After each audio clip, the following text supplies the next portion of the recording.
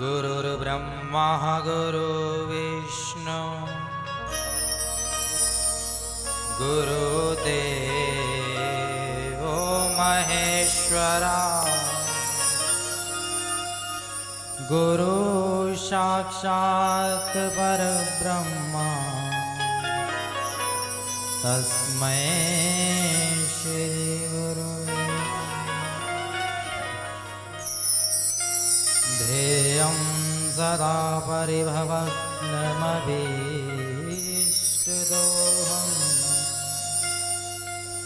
तीर्थास्पदं शिवविरञ्चितं शरणं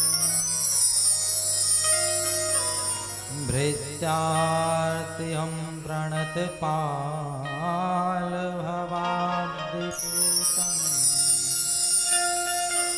वन्दे महापुरुष ते चरणारविन्दम्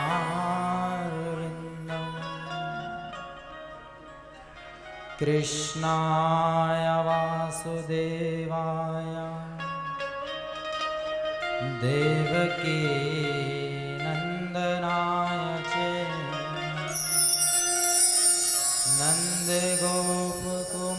नन्दगोपकुमाराय गोविन्दाय नमो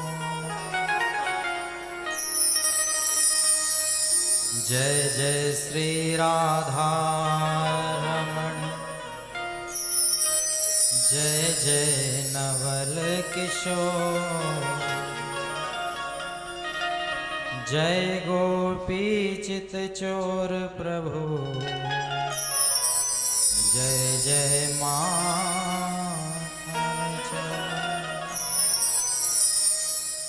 राधा मेरी स्वामिनी और मेरा राधे को जन्म जन्म मोहि दीजियो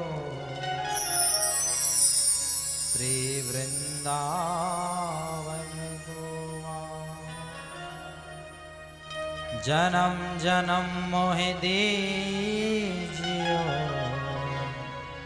श्री वृंदावन गोवा जन्म जन्म मोहि दीजियो श्री वृंदावन गोवा।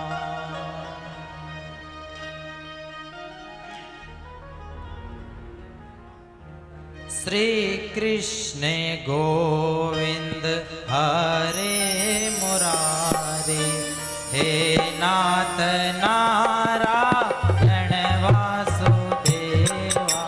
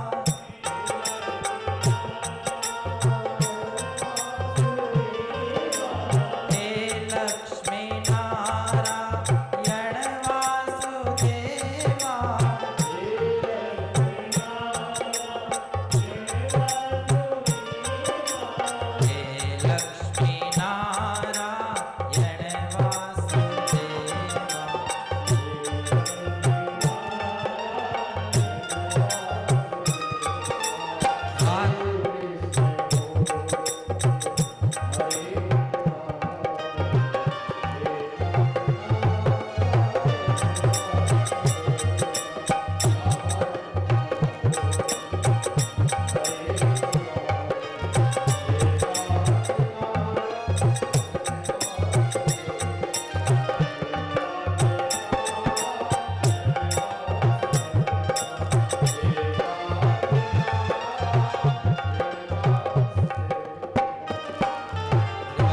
कृष्ण भगवान की, राधा कृष्ण भगवान की, हनुमान जी महाराज की, शंकर जी भगवान की।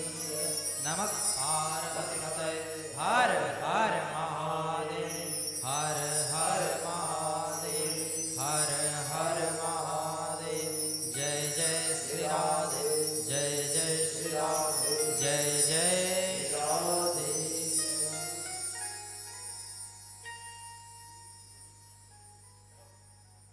परम मंगलमयी प्रातः अखिलेश्वर, अकारण करुणा वर्णाल्य, भक्तवांग साकल्पित रूप प्रभु श्री राधा गोविंद, उनका ही प्रत्यक्ष वांगमय स्वरूप यह दिव्य श्रीमद् भागवत संहिता। व्यासासन विराजमान परम पूज्य गुरुदेव के श्री चरणों में मेरा कोटि कोटि वंदन। भक्ति और शक्ति स्वरूपा विराजमान माताएं बहनें और अब आप सभी भाई लोगों का मेरी व्यासपीठ से बहुत बहुत स्वागत और बहुत बहुत अभिनंदन। तो आइए सज्जनों, माता बहनों, भगवान की कथा को श्रवण करने के लिए हम लोग एकत्रित हुए हैं और अपने जीवन को धन्य कर रहे हैं। कल हम लोगों ने श्रवण किया था श्रीमद् भागवत में प्रथम श्लोक। आइए पुनः इस गंगा में डुबकी लगाते हुए बोलिए द्वारिकाधीश भगवान की।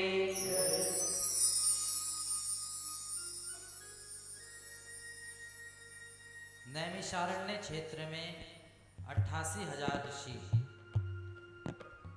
मन में इच्छा हुई कि सत्संग करना है।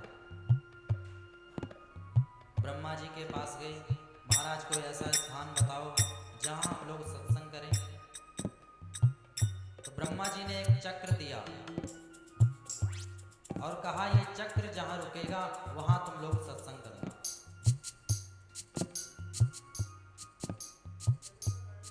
तीन क्षण का होता है एक निमेष। तो ये चक्र जहां रुका एक निमिष में, वहां 88,000 महात्मा लोग सत्संग करने लगे।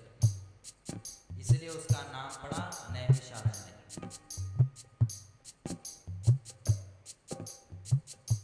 88,000 महात्मा लोग विद्वान वहां बैठे हैं और इतने में 20 वर्ष के सूत जी महाराज का आगमन होता है। और जैसे ऋषियों ने देखा तो बड़े बड़े उच्च कोटि के संत महात्मा इनको देखकर अपना आसन छोड़ दिया और इनको प्रणाम करने लगे। सूत जी ने कहा, महात्माओं, आप मुझे प्रणाम क्यों कर रहे हो?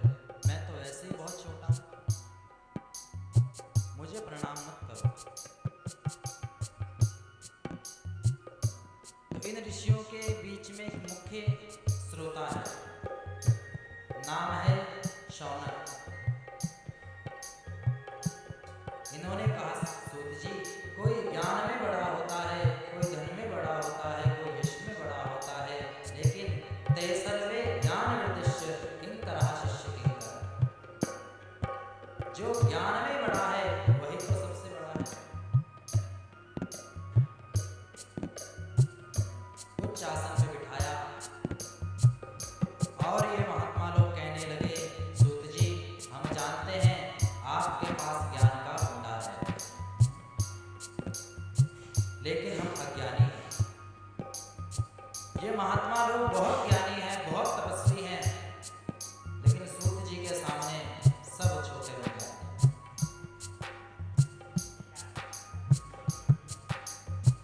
चरणों में वंदन करते हुए कहा, महाराज, अज्ञानमांत विध्वंस कोटि सूर्य संप्रभा, सोताख्याहि कथा सारम् मम कर्ण रसाय।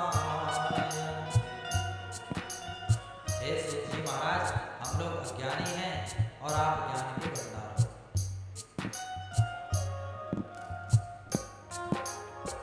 इसलिए आप लोग हमें भगवान की कथा श्रवण कराओ, जिससे हमारे हृदय में जो अज्ञान रूपी अंधकार है वो मिट जाए। मम कर्ण रसायन, ऐसी दिव्य कथा सुनाओ, ऐसा रसायन सुनाओ जिससे हमारा जीवन धन्य हो जाए। एक तो होती औषधि, जो एक ले ली तो बीमार नहीं होती, लेकिन रसायन वह होता है जिसको लेने से बीमारी आती ही नहीं। सूत जी महाराज ने कहा, हे ऋषियों, आप सब लोग भागी हो और बड़े ही ज्ञानी हो। अपनी वाणी को पवित्र करने के लिए मैं आपको अवश्य कथा सुनाऊंगा। और यहाँ सूत जी महाराज 88,000 ऋषियों को भागवत की कथा सुना रहे हैं। बोले भागवत महापुराण की जय हो। सूत जी महाराज कहते हैं, ऋषियों, काल प्याल मुख ग्रास त्रास निर्नाश हेतवे श्रीमद् भागवतम शास्त्रम कलोकीरेण भाषितम। हम सब लोग काल के मुख में विराजमान हैं। कब अपना ये मुख बंद कर ले कुछ पता नहीं। और ऐसे समय में श्रीमद् भागवतम शास्त्रम कलोकीरेण भाषितम, श्रीमद् भागवत की कथा को श्रवण किया जाए तो ही हम काल के मुख से बच सकते हैं। और हाँ ऋषियों, इस भागवत की महिमा इतनी है कि एक बार आकाश से देवता लोग भी इसको पान करने के लिए आए। जिस समय आचार्य पूज्य शुकदेव परीक्षित जी महाराज को कथा श्रवण करा रहे थे, उस समय देवता लोग भी आ गए और हाथ में कलश लेकर शुकदेव जी के पास गए। शुकदेव जी ने कहा, अरे देवताओं, तुम्हारा आगमन कैसे हुआ? क्योंकि देवता लोग बड़े स्वार्थी हैं। स्वकार्य कुशलासुरा, अपना कार्य बनाने में देवता लोग बड़े कुशल हैं। शुकदेव जी ने कहा, अच्छा बताओ क्यों आए हो? बोले महाराज, हमें पता लगा कि आप राजा परीक्षित को भागवत की कथा श्रवण करा रहे हैं, तो हम भी आ गए। देवताओं ने कहा, महाराज, आप जो कथामृत परीक्षित को श्रवण करा रहे हैं, वही कथामृत हमको श्रवण करा, और इसके बदले में हम आपको स्वर्ग का अमृत देंगे। शुकदेव जी महाराज जोर से हंसने लगे। कहा, देवताओं, तुम किस चीज का सौदा कर रहे हो? चिंतामणि निलोक सुखम सुरद्रु स्वर्ग संपदम प्रयच्छति गुरु प्रेतो वैकुंठम योगी दुर्लभ। अरे कहाँ ये कांच और कहाँ ये मणि? तुम अमृत जैसे कांच के बदले भागवत की कथा अमृत लेना चाहते हो, तो कभी नहीं हो सकता। तुम तो सौदा करने आए। और शुकदेव जी ने नहीं दिया, देवता लोग चले गए। तो ये इतनी पुण्य भागवत की कथा है कि देवताओं को भी सुलभ नहीं है। जब हम लोग ज्यादा भक्ति करते हैं ना, तो आकाश में बैठे देवता लोग भयभीत हो जाते हैं। बोले, ये मानव अगर इसी तरह भगवान की सेवा करता रहेगा तो कल के दिन हमें इनकी पूजा करनी पड़ेगी। तो ये देवताओं को भी सुलभ नहीं है। ऐसी श्रीमद् भागवत की ये कथा है।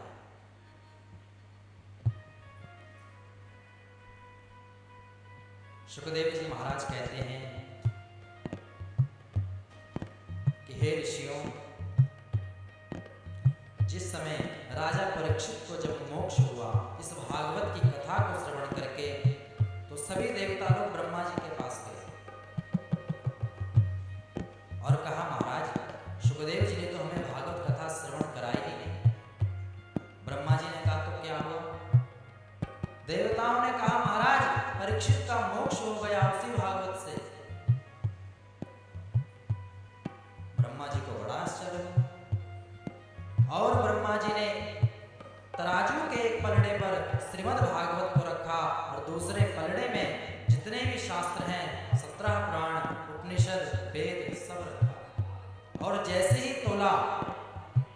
लघुन्यानानि जातानि गौरवेण इदं महत् तदा ऋषिगणा सर्वे विस्मयं परमं व्ययुः। तोल के देखा तो सबसे नीचे श्रीमद् भागवत का पल्ला और बाकी सब शास्त्र ऊपर उठ गए। जो भारी होता है वही तो नीचे रहता है। तो ये भागवत की महिमा है। एक समय की बात बताई, सनक सनंदन सनातन सनत कुमार ऋषि, ये चारों भाई सत्संग करते हैं और सत्संग करते हुए घूम रहे थे कि इतने में नारद जी का दर्शन हुआ। नारद जी को जब देखा तो सनकादियों ने पूछा, नारद जी आप इतने उदास क्यों लग रहे हो? कथम ब्रह्मण दीन मुखा कुतश्चिंता तुरो भवान् त्वरितं गम्यते कुत्र कुतश्चागमनं तव। हे नारद जी आपका मुखमंडल इतना उदास क्यों है? नारद जी ने कहा, ऋषियों मैं पूरे भारतवर्ष में गया, अनेक तीर्थों में भ्रमण किया, लेकिन कहीं मेरे मन को शांति नहीं मिली। पुष्कर गया, प्रयाग गया, काशी गया, उज्जैन गया, लेकिन कहीं मन को शांति ही नहीं मिली। लेकिन जब मैं वृंदावन गया तो वहां मुझे शांति मिली। लेकिन महाराज वहां मैंने एक आश्चर्य देखा। एक युवती जो खिन्न मन से बैठी है, उसके आसपास दो वृद्ध पुरुष हैं और बाकी स्त्रियां उन्हें पंखा झेल रही है।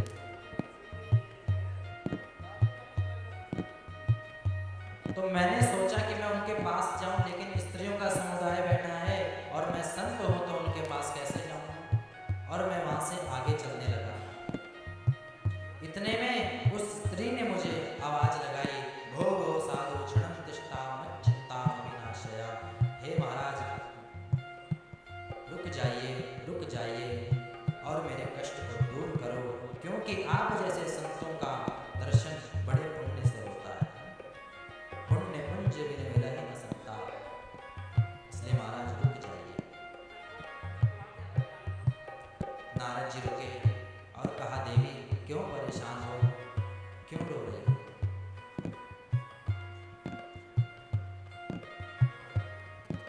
तो स्त्री ने अपना परिचय बताया, हे नारद जी अहम भक्ति रीति ख्याता हिमो में तनयो मतो ज्ञान वैराग्य नामानो काल योगे न जर्जरो।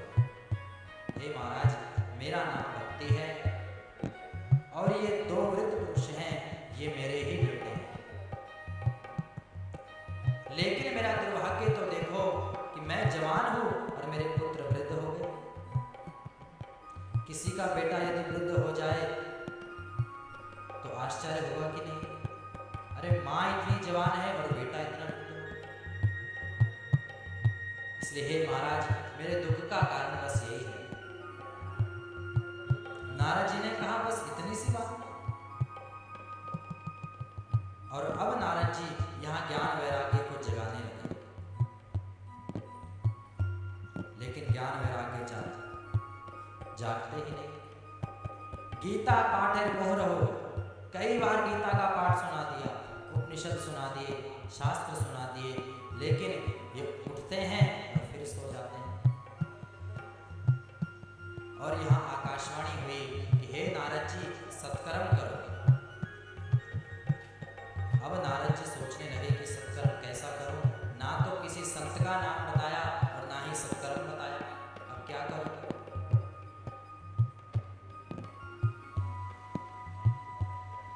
और यहाँ नारद जी घूमते घूमते इन्हीं संकादेशों के पास पहुंचे और इनको कहा, महाराज सत्कर्म तो बताओ, कौन सा सत्कर्म है? ऋषियों ने कहा, नारद जी वो सत्कर्म और कोई नहीं, श्रीमद् भागवत की कथा है, और जैसे ही ये भागवत की कथा को श्रवण करेंगे तुरंत ज्ञान वैराग्य जाग जाएंगे। इसलिए हे नारद जी भागवत कथा का आयोजन करो और तभी ये जागे।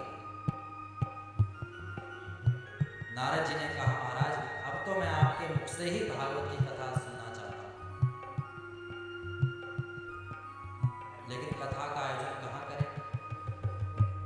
गंगा द्वार समीपे तटमानंद नामकम। हरिद्वार में गंगा तट है, उसके समीप वहां भागवत कथा का आयोजन किया। सुंदर व्यास मंच बनाया गया। सनकादि ऋषि उसमें बैठे और नारद जी कथा श्रवण कर रहे हैं। और यहाँ जैसे ही सनकादियों ने जय जयकार लगाया, जय शब्दों नमः शब्दों, सब लोगों ने जय जयकार किया। बोले भागवत महापुराण की।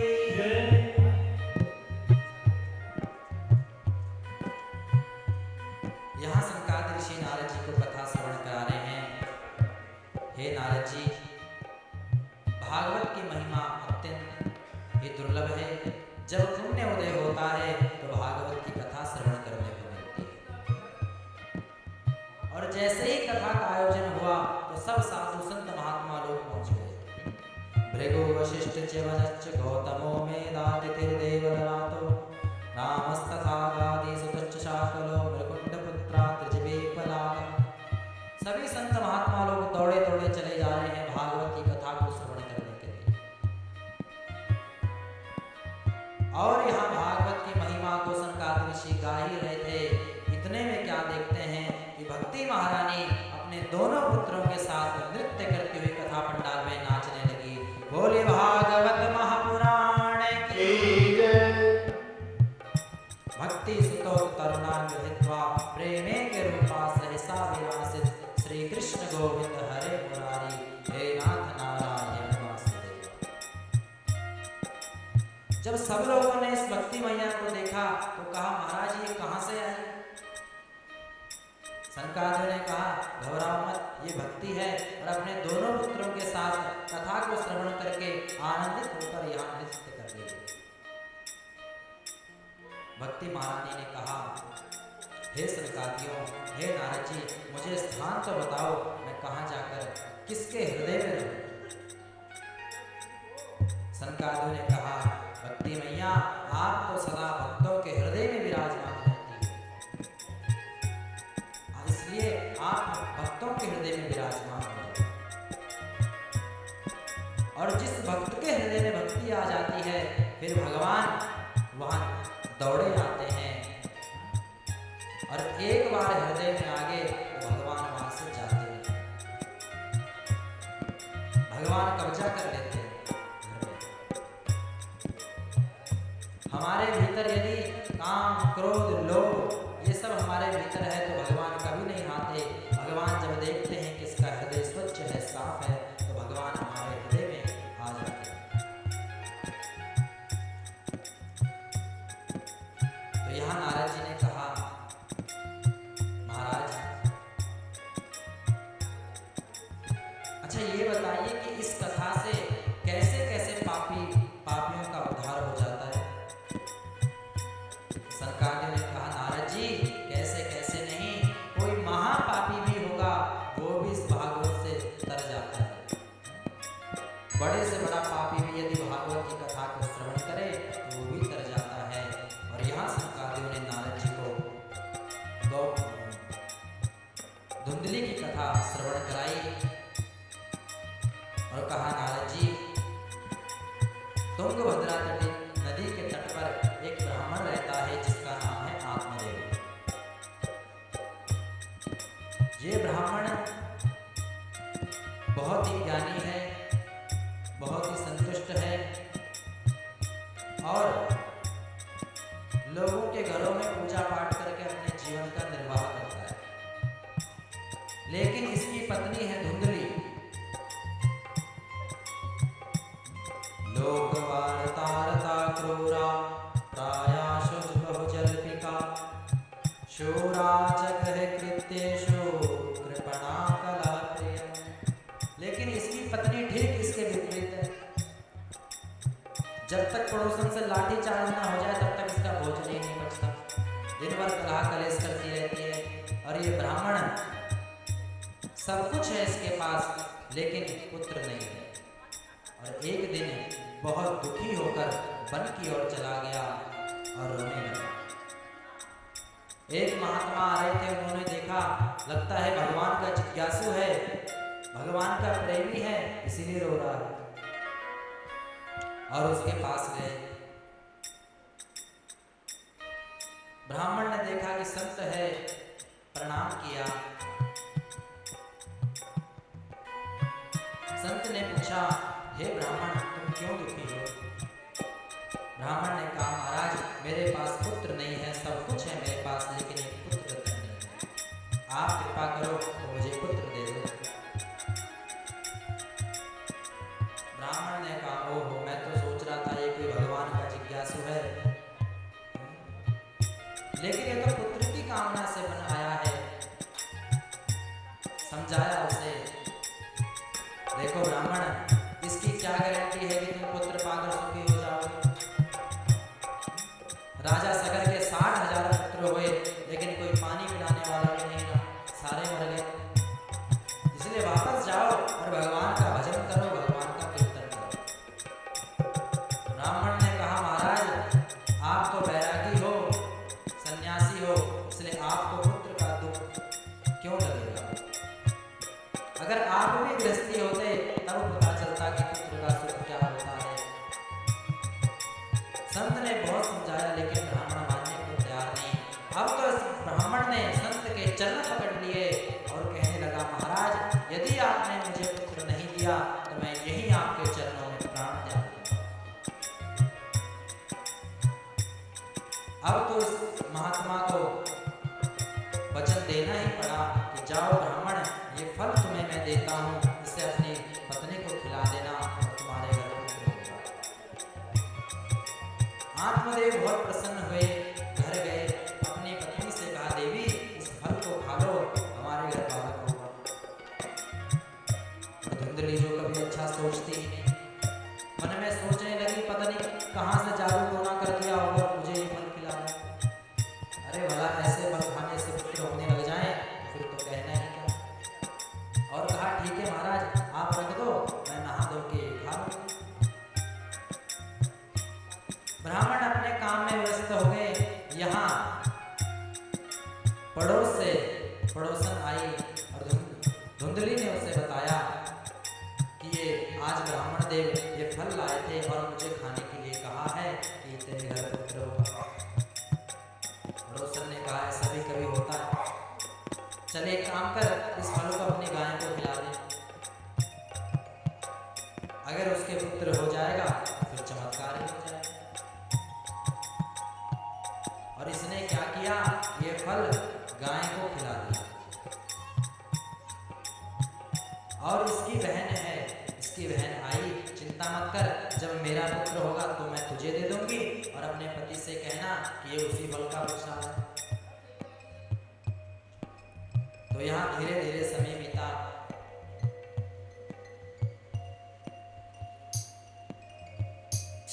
सूत जी महाराज वर्णन करते हैं, ऋषियों,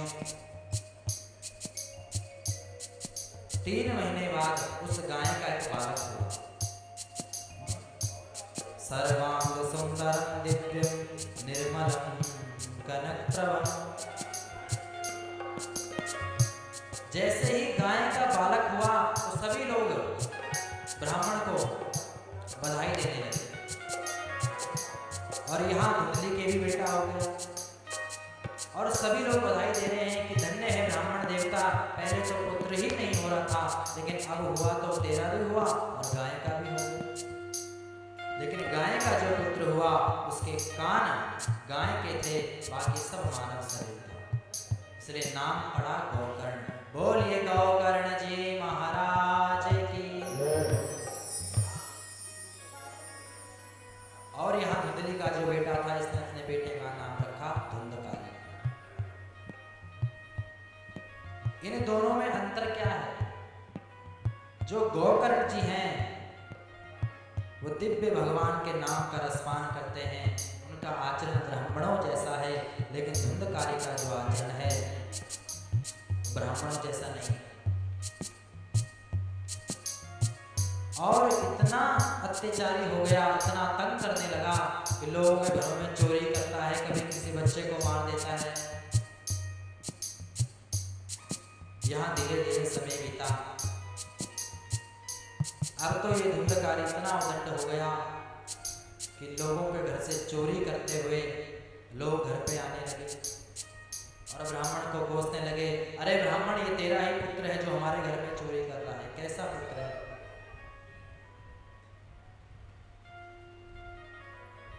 अब तो ब्राह्मण बड़ा चिंतित हुआ,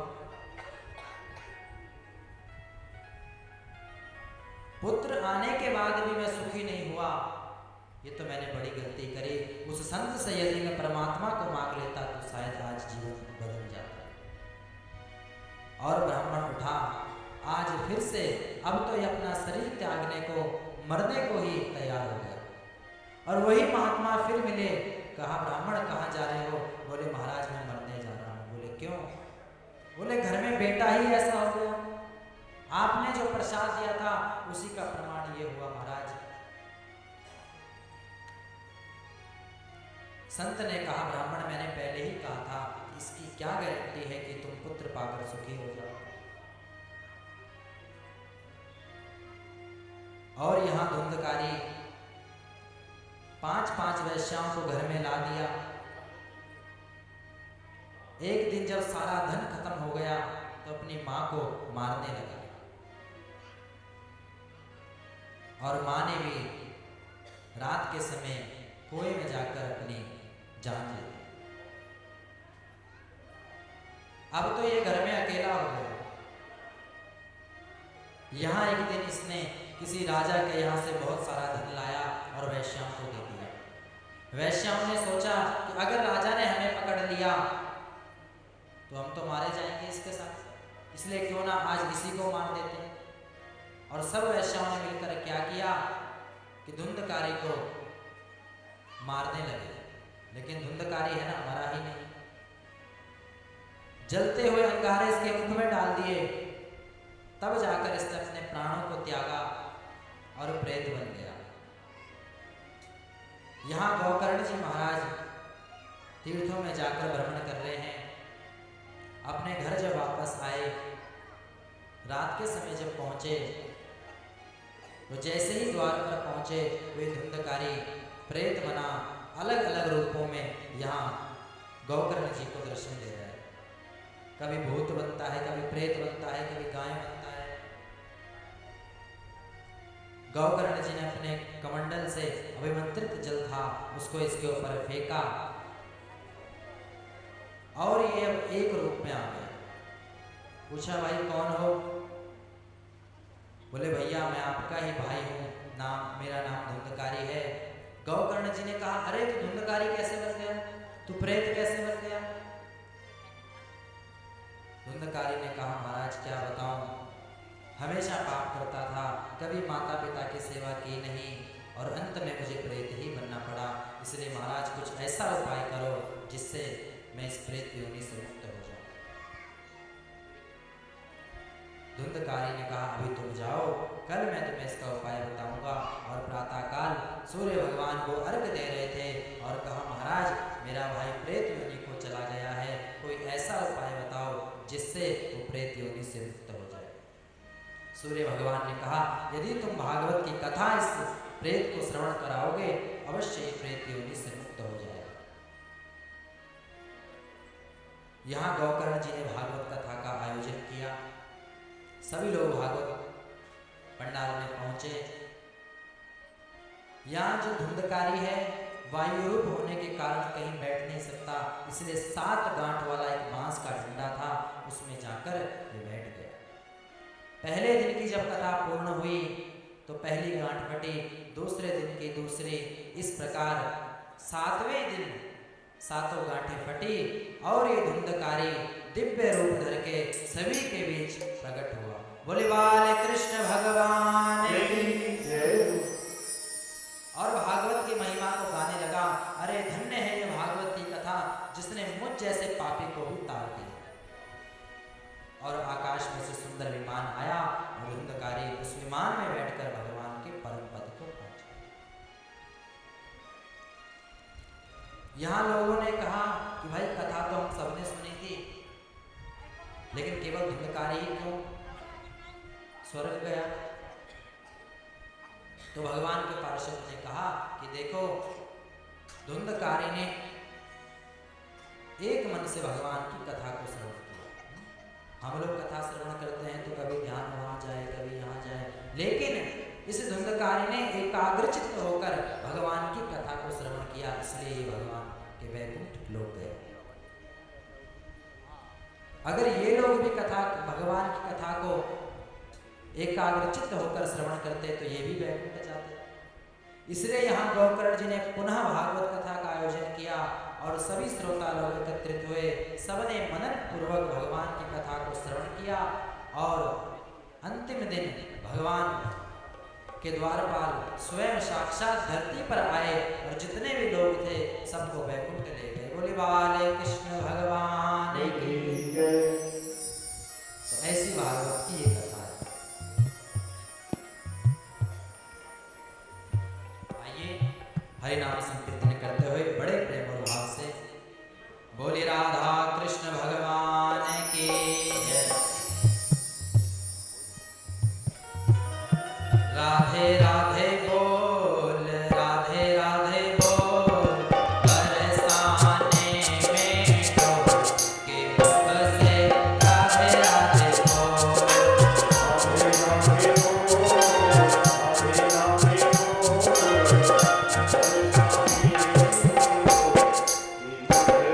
बोल, राधे राधे बोल, राधे राधे बोल, बरसाने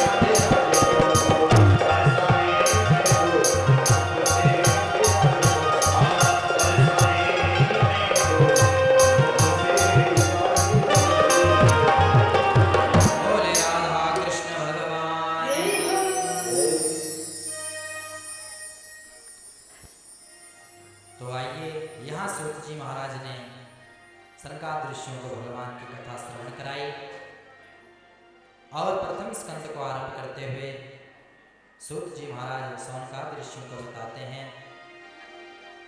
जन्माधस्य तोन्वयादितिरतः चारुथेषु हि ज्ञास्वा तेने ब्रह्म हृदयादिकवये मोहयन्ते यतसो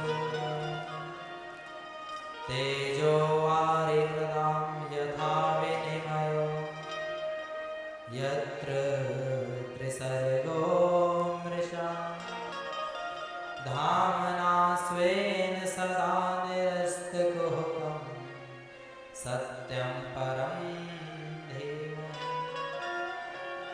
जन्माधस्य तोन्वयादिततश्चार्थेषु जिज्ञासुराट् तेन हृदयादिकवये मोहयन्ति यतसोदया। इस श्लोक में भगवान कृष्ण को पुनः प्रणाम किया सत्य मानकर। सज्जन माता बहनों, इस संसार में केवल और केवल सत्य परमात्मा है, बाकी सब मिथ्या है। सत हरि भजन जगत सब सपना, सत हरि भजन जगत सब सपना, सत हरि भजन जगत सब सपना, सत हरि भजन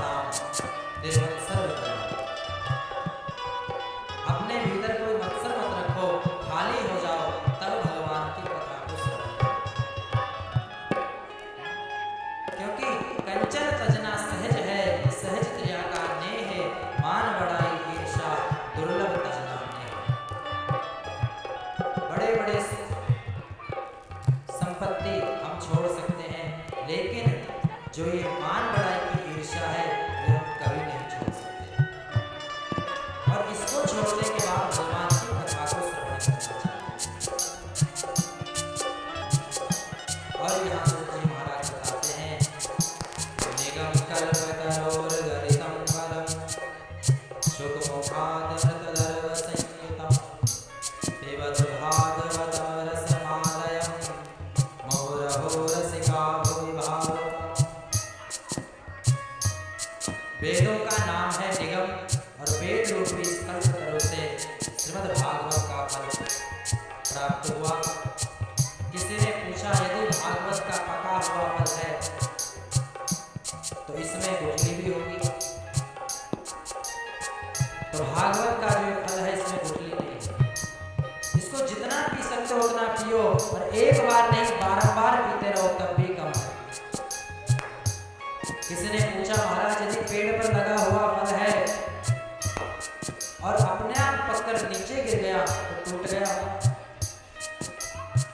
बोले नहीं, ये तो शनि शनि धरातल पर आया है। भगवान नारायण की शाखा से फल टपका तो ब्रह्मा की शाखा पर टपका, ब्रह्मा की शाखा से टपका तो नारद जी की शाखा पर टपका, और नारद जी की शाखा से गिरा।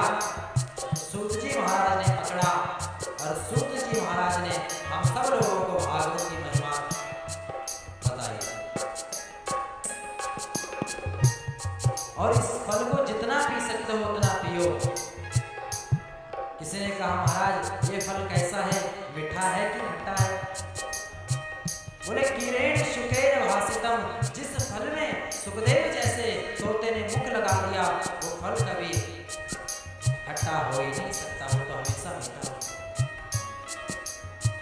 जिस फल पे तोता चोंच मार दे वो फल कभी खट्टा हो ही नहीं सकता। तो इसमें शुभ रूपी तोते ने चोंच मारी है, ये अत्यंत मीठा है। रसोवे सहारसो होवायम लब्ध्वा नंदी होती। मीठा फल है।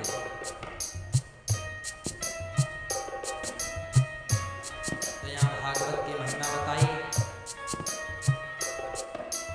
और यहाँ दूसरे श्लोक में सुखदेव जी महाराज को प्रणाम किया। यम प्रव्रजंत मनुपेत मपेत कृत्यं द्वैपायनो विरहकातर आजुहाव पुत्रेति तन्मयतया करवो विनेतु तम सर्वभूत हृदयं मुनिमानतोऽस्मि।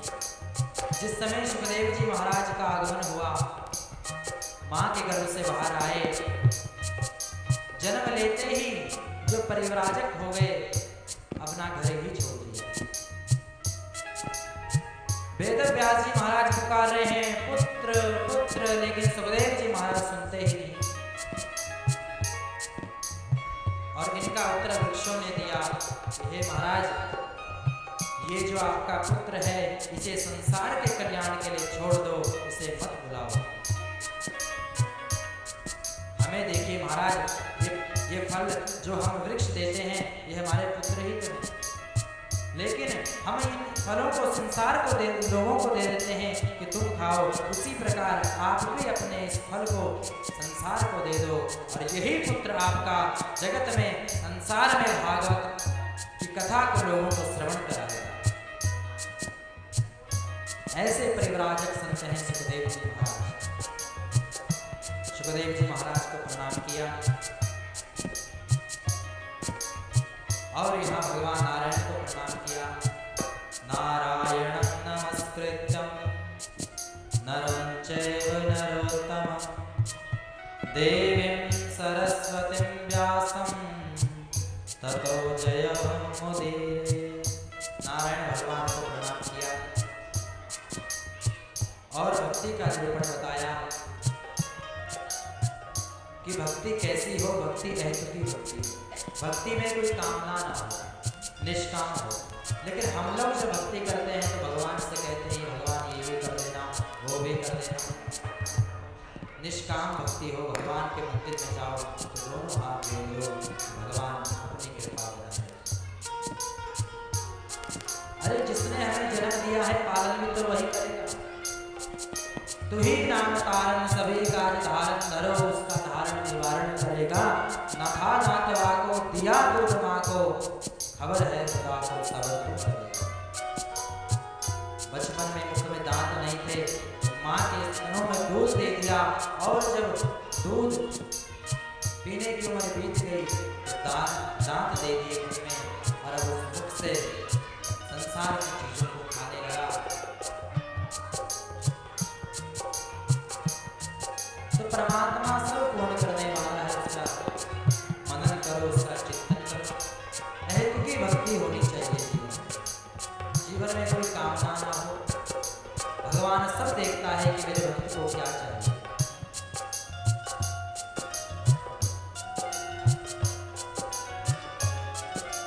यहाँ सुखदेव जी महाराज बताते हैं, वदन्ति तत्त्वविदस्तत्त्वं यज् ज्ञानमद्वयम्।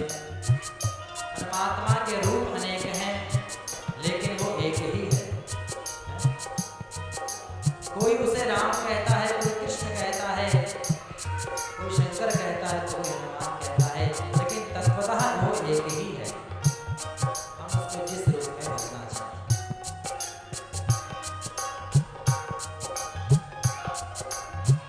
कोई राम को मानता है, कोई कृष्ण को मानता है। जहाँ जिसकी श्रद्धा है वहीं उसको जाना चाहिए। बोले भागवत महापुराण की। तो आइए सज्जनों माता बहनों, आज समय आइए 2 मिनट के लिए माँ भगवती का नाम लेते हुए उसके बाद पूज्य गुरुदेव आपको कथा श्रवण कराएंगे। बड़े प्रेम और भाव से माँ भगवती का नाम लेते हुए बोलिए सुरकंडा मैया की जय। तो बोलो, नहीं बोलो, बोलिए सुरकंडा मैया की।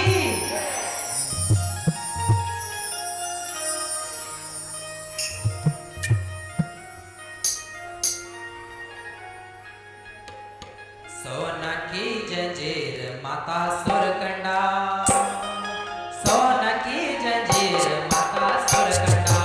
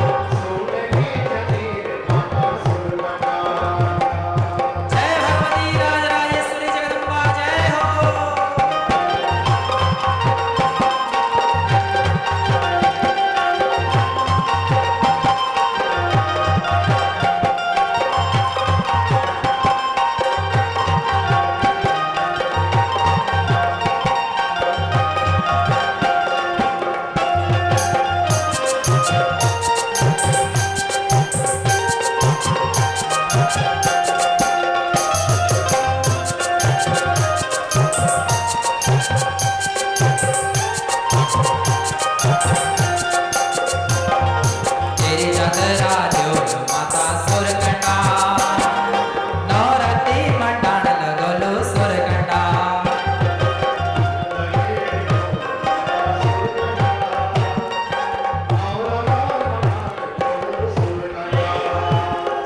तेरे जातरा जो माता सुरकंडा नवरात्रि मंडाण लगलो सुरकंडा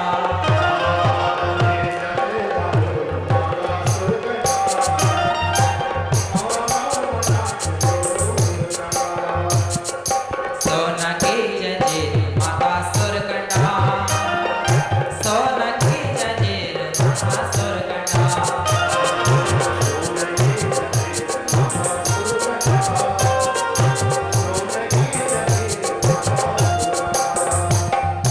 कदुकान का तेज माता सुरकंडा देवी को मंदिर माता सुरकंडा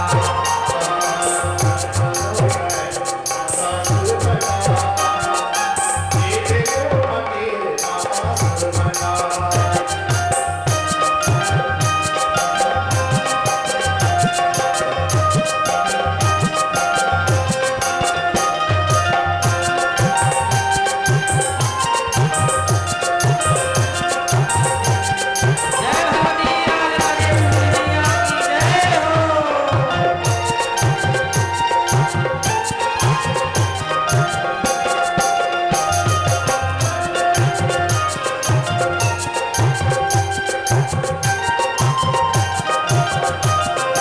लाल लाल चुनरी माता सुरकंडा माथा मां मुकुट माता सुरकंडा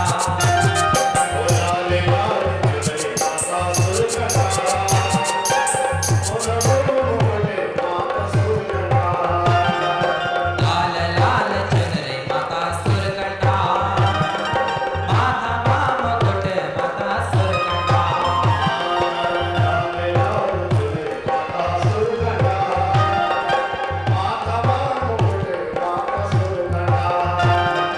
सोना की जंजीर माता सुरकंडा सोना की जंजीर माता सुरकंडा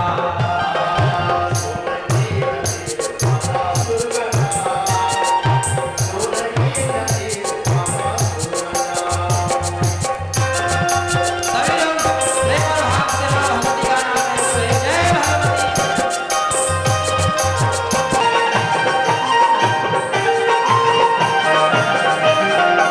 शेर की सवारी माता सुरकंडा तेरो तेरा साथ चल सुरकंडा हर शेर की सवारी माता सुरकंडा तेरो तेरा साथ चल सुरकंडा शेर की सवारी माता सुरकंडा तेरो तेरा साथ चल सुरकंडा शेर की सवारी माता सुरकंडा भैरो तेरा साथ चल का सुरकंडा लाल लाल साड़ी माता सुरकंडा लंबा लंबा बाल माता सुरकंडा ओ लाल लाल साड़ी माता सुरकंडा लंबा तेरा बाल माता सुरकंडा सोना की जंजीर माता सुरकंडा सोना की जंजीर माता सुरकंडा ये सोने की जंजीर माता सुरकंडा सोने की जंजीर माता सुरकंडा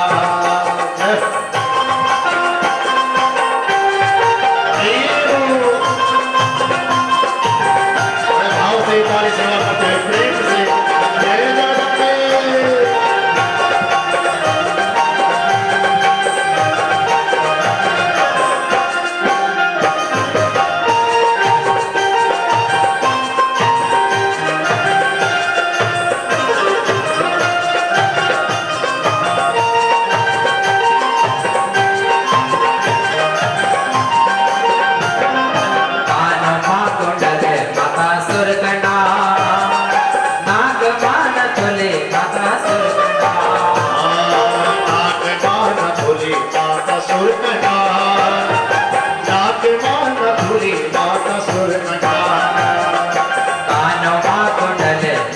सुर कटा नाग मान तुलसी माता सुर कटा ओ कानों का कुंडले माता सुर कटा नाग माता झूली माता सुर कटा ऊंची धार रहती माता सुर कटा सितार रे माता सुर कटा रासुलियों का बीच माता सुर कटा ऊंची धार रे माता सुर कटा रासुलियों का बीच माता सुर कटा सोन की जंजीर माता सुर कटा सोन की जंजीर माता सुर कटा सोने का तत्पर खाने माता सुर कटा देवी को मंदिर माता सुर कटा माता सुर कटा देवी को मंदिर माता सुर कटा तेरा तेरा लो लो माता सुर कटा नौरती मंडन लगलो सुर कटा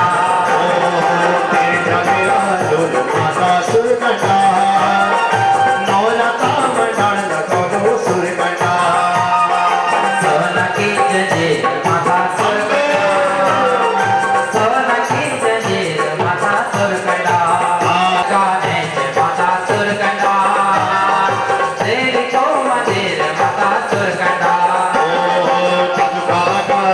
माता सुर कटा देवी को मंदिर माता सुर कटा सोन की जंजीर माता सुर कटा सोन की जंजीर माता सुर कटा सोन की जंजीर माता सुर कटा सोन की जंजीर माता सुर कटा सोन की जंजीर माता सुर कटा सोन की जंजीर माता सुर कटा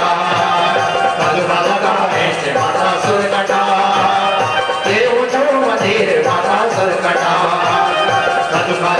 ऐसे सुर कटा देव जो मंदिर माता सुर कटा देव जो मंदिर माता सुर कटा देव जो मंदिर माता सुर कटा बोले भगवती राज राजेश्वरी मैया की सुरकन्या महामाई की जय हो बाल कृष्ण भगवान की जय हो राधा कृष्ण भगवान की जय शंकर जी महाराज जी की जय हनुमान जी महाराज की जय द्वारिकाधीश भगवान भगवान की जय नमः पार्वती पतये हर